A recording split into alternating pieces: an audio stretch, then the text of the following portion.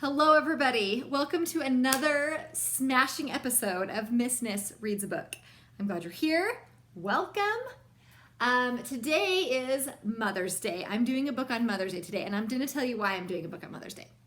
Because my friend, one of my bestest friends, her name is Tiffany W., no last names.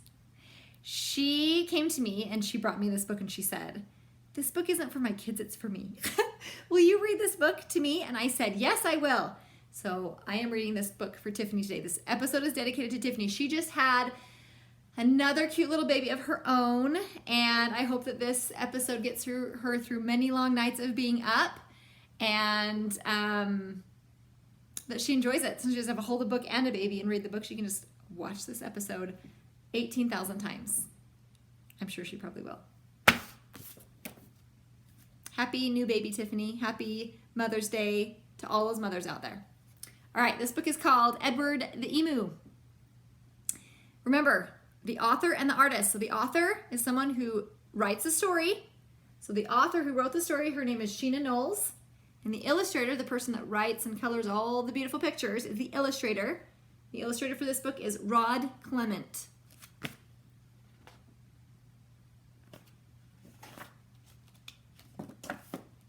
Edward the Emu. I didn't know emus did that. They don't. All right. You here? Ready? Okay.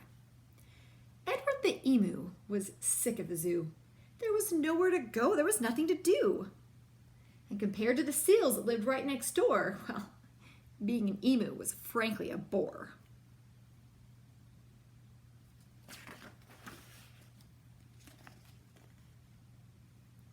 So that night, when the zookeeper went home to bed, Edward jumped from his pen and he laughed as he said, "The seals are the best, anybody can tell. So tomorrow I'll just be a seal as well."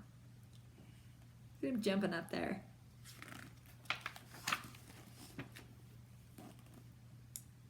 The next morning at 9, when they opened the zoo, the seals were swimming and Edward was too. He dived in the water and he basked in the sun. He balanced a ball on his beak just for fun. Oh my goodness. Well, Edward was really enjoying the day till he overheard someone behind the fence say, "These seals are always amusing, it's true, but the lion's the best thing to see at the zoo." It's this guy. Look at him. He's like, "What?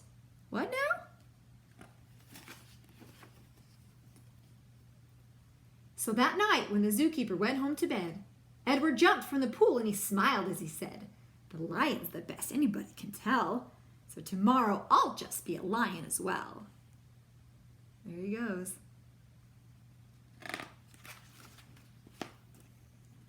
Oh my goodness. Where's his teeth? The next morning at 9, when they opened the zoo, the lions were roaring, and Edward was too. He snarled at the ladies and he growled at the men. Life was certainly grand for a lion in his den.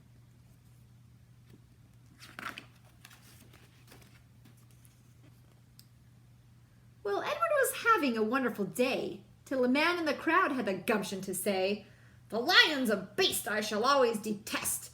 The snakes are the things that I like to see best."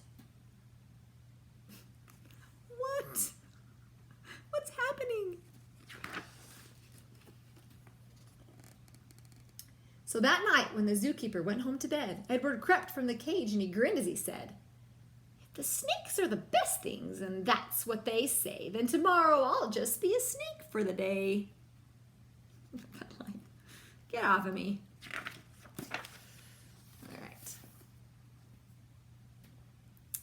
The next morning at 9, when they opened the zoo, the snakes were all hissing and Edward was too. He slipped round the rocks. It was magic to see. Then he curled himself casually up round a tree.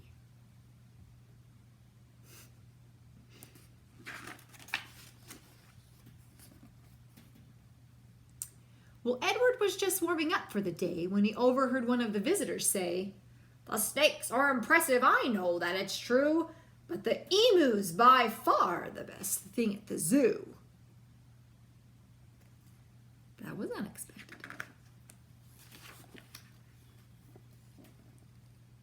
goodness, gasped Edward. My goodness, that's me. I'm the thing that gentleman most likes to see. Not the seals, the lions, the snakes, and the rest. It's Edward the emu he likes to see best. He looks like he's going to eat that snake.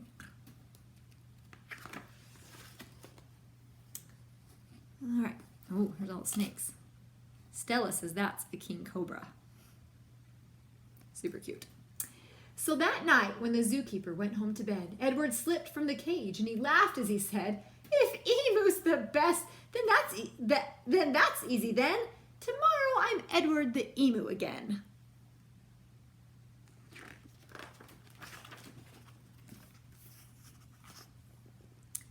Edward ran to the place where he used to reside, but oh, what a shock when he clambered inside. He found himself suddenly come face to face with the emu they'd brought in to take Edward's place. Which one's Edward?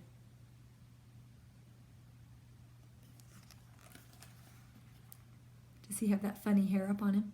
Let's see if we found one. Maybe that's him. Funny hair.